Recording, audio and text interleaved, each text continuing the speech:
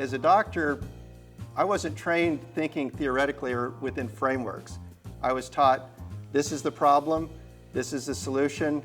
If the patient comes with this symptom, you give them this medication, case closed. But as you're treating chronic pain patients, you quickly realize that people don't fit one size, and our solutions often don't work. And they come back frustrated, and then if I'm an insecure physician, I'm frustrated, and the problem doesn't get very any better. So I think with thinking about a new perspective to look at the client who has pain. And when you're talking about complex chronic pain, it's not just the nociceptive problem, it's just not the peripheral tissue issue. It's much more of a whole life dysfunction. And so whether we call it biopsychosocial spiritual or whether we call it whole health, I think it's the same idea that we're moving from a more mechanistic model to a whole perspective. And I don't want to be pejorative about a mechanistic or reductionistic model, because that type of philosophy, that framework, has actually allowed us to have incredible exploration and discoveries in terms of new diagnoses, new therapies, but it also has its limitations. So if we're a whole being, and if pain is what I say it is, and if real psychosocial pain hurts me and shows up on my brain scan the same way as dropping a brick on my toe does, that real pain, whether it's a brick on my toe or a psychosocial dysfunction, that's real.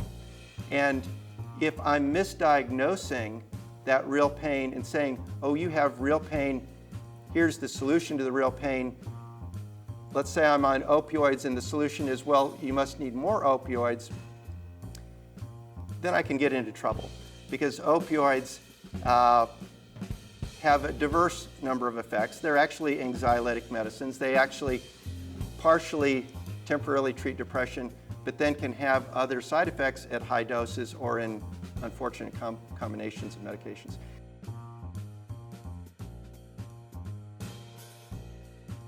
So with this new model, it lets me look at the individual as a whole person, hopefully with new eyes, and from seeing these different perspectives of the patient, myself, I'm able to ask them about other areas of their whole life and hopefully give them a new framework of their chronic pain, to see themselves as more than the patient with pain, to see that they have other aspirations in life, and these other parts of their life, there may be strengths and there may be weaknesses. And if we can start looking at different perspectives, then we give tools not only to me as a clinician or the healthcare team, but the client then is able to say, you know, I really need some help in coaching with this part of my life. Maybe it's with movement, maybe it's with diet, maybe it's with spirituality, maybe it's with relationships. But as we're able to disaggregate this real pain into all of these diverse parts that may be dysfunctional, I think we can help the patient move beyond just fix me now with a magic injection, pill, whatever, to say, we may still need these injections, these pills, but how can we help you as a whole person?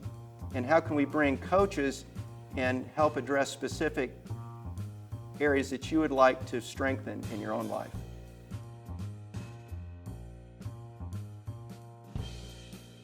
So if we can help engage and empower patients to be able to say, I'm not a victim, but I actually have a place to operate, a role to play in my own life, to help saying, what do I like, what do I want to see in my future? How do I envision my future? How can I have coaches to help me get there? And so if we can move from kind of a doctor fix-it role, and sometimes we have to do that, certainly in many of the acute pain situations, and in some chronic pain, there are things that are red flags that we have to look for and go and treat. But when we don't find those things, oftentimes, if we can take off our doctor fix-it hat and put on more of a listening coach hat, we're able to help the client become more empowered, to educate them, to have more skills, more knowledge, to ask choices. Perhaps it's about CAM therapies, perhaps it's about some type of mindful movement therapy, perhaps it's learning new stress management skills.